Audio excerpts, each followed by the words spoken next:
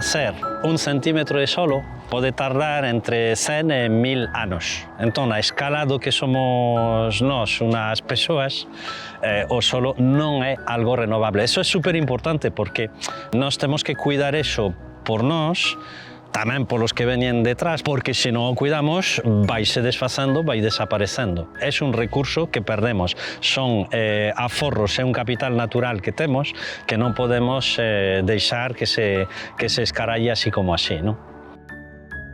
As plantas se alimentan de nutrientes que hai no solo. Eses nutrientes están en forma mineral para que podan absorberlo as plantas. Os minerais que hai aquí hai para dar de comer ás plantas durante milenios. Milenios. Que é o que pasa? Que non están disponibles para as plantas.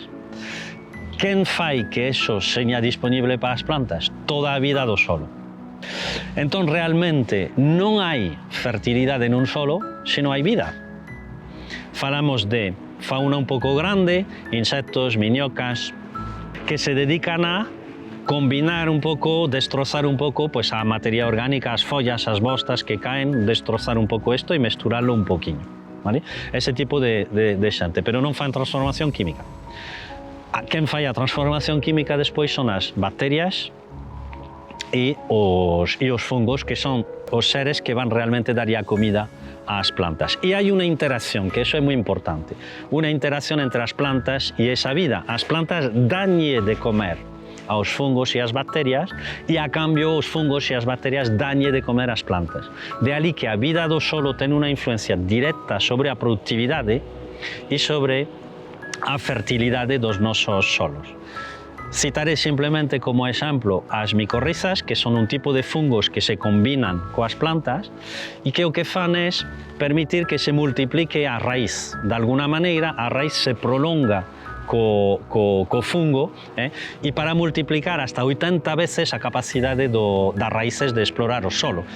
Claro, unha raíz que pode chegar a 80 veces máis sitios, pois ao mellor non ten seca e ao mellor non lle fai falta abono químico. De ali a importancia da vida do solo. Podemos facer varias cousas para favorecer a vida do solo. Son moitas, vou a describir nada máis que as máis importantes. Primeira cuestión, nada de arado de vertedera. Eso es un problema, pero nada de arado de vertedera. Indirectamente eso significa reducir os cultivos anuais para a conservación da vida nas pradeiras. Segunda cuestión moi importante, reducir hasta eliminar, si pode ser, todos as achegas de tipo químico, tanto herbicidas, fungicidas, insecticidas e tal, como os abonos químicos, en especial os abonos nitroxenado. Terceira cuestión, evitar o máximo posible a compactación. Eso que quer decir? Entrar con maquinaria o menos pesada posible, cas rodas máis ansas posible e as menos veces posible. De ali que reducir cultivo anual nos ven moi ben porque temos pradeiras de moito máis longa duración, donde mesmo imos tentar facer o mínimo posible de colleita de sega, utilizando o pastoreo que nos permite reducir os pases de maquinaria. Dentro da cuestión da maquinaria tamén reseñar moito que non debemos entrar baixo ningún concepto, despois a práctica pode ser máis complicada, pero debemos tentar non entrar co solo demasiado mollado, non debemos marcar. Estamos na Galiza, eso é moi complicado, pero debemos tentar evitar eso. E última cuestión, tentar usar o xurro de xeito correcto.